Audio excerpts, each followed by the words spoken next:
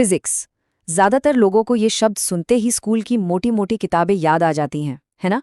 लेकिन क्या हो अगर हम फिजिक्स को किताबों से नहीं बल्कि सीधे नेचर से समझें? आज हम यही करने वाले हैं, एक बहुत ही खास गुरुकुल की कहानी के जरिए। तो चलिए शुरू करते हैं। मिलिए आर्यन से, वो तत्व गुरुकुल के पीछे की सोच है। उनका फलसफा बहुत सीधा साधा था कि बच्चों को रटाने के बजाय उन्हें सीधे प्रकृति की गोद में ले जाओ। उनका मानना था कि विज्ञान के जो सबसे गहरे रहस्य हैं ना, वो हमारे चारों तरफ बिखरे पड़े हैं, हर कण में, हर पत्ते में। बस उन्हें देखने वाली एक नजर चाहिए। तो सीन कुछ ऐसा है। रामजीपुर का एक ऊबड़ खाबड़ सा रास्ता है, मस्त ठंडी हवा चल रही है और आर्यन अपने स्टूडेंट्स के साथ हैं। अचानक वो एक बड़े से भारी पत्थर की तरफ इशारा करते हैं और कहते हैं, आज का सबक इसी पत्थर में छिपा है। तो पहली चुनौती सामने आती है। आर्यन एक स्टूडेंट से कहते हैं, जाओ इस पत्थर को धकेलो। और बस यहीं से हमारे आज के पहले साइंटिफिक कॉन्सेप्ट की शुरुआत होती है, बल यानी कि फोर्स। अब वो स्टूडेंट जाता है और पूरी की पूरी जान लगा देता है। मतलब आप सोचिए, उसकी मांसपेशियां खिंच गई हैं, सांसें फूल रही हैं, लेकिन नतीजा क्या हुआ? पत्थर 1 इंच भी नहीं हिला, एकदम टस से मस नहीं हुआ। और एक पल के लिए ना वहां एकदम सन्नाटा छा गया।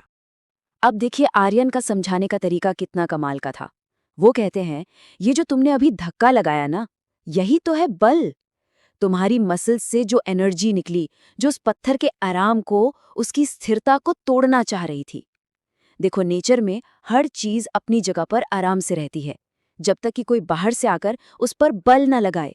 लेकिन सवाल तो वही है ना?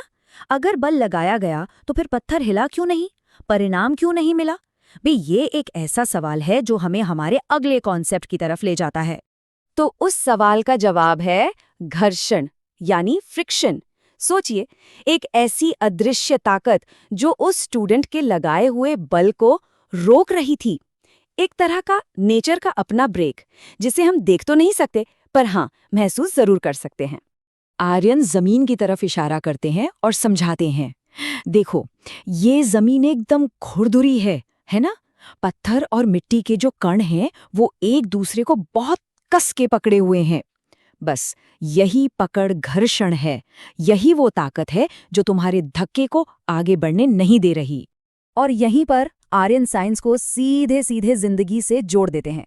वो समझाते हैं, देखो, जैसे ये घर्षण इस पत्थर को रोक रहा है ना, ठीक वैसे ही जब हम जिंदगी में कुछ नया करने की कोशिश करते हैं तो समाज की पुरानी आदतें, पुरानी सोच, लोग, वो भी हमें रोकते हैं। वो भी तो एक तरह का घर्षण ही है। तो इसका मतलब क्या हुआ? मतलब ये कि अगर आगे बढ़ना है तो हमारा जो बल है, हमारी जो इच्छा शक्ति है, उसे रास्ते के घर्षण से ज्यादा होना ही पड़ेगा। हमें बस और ज्यादा जोर लगाना होगा।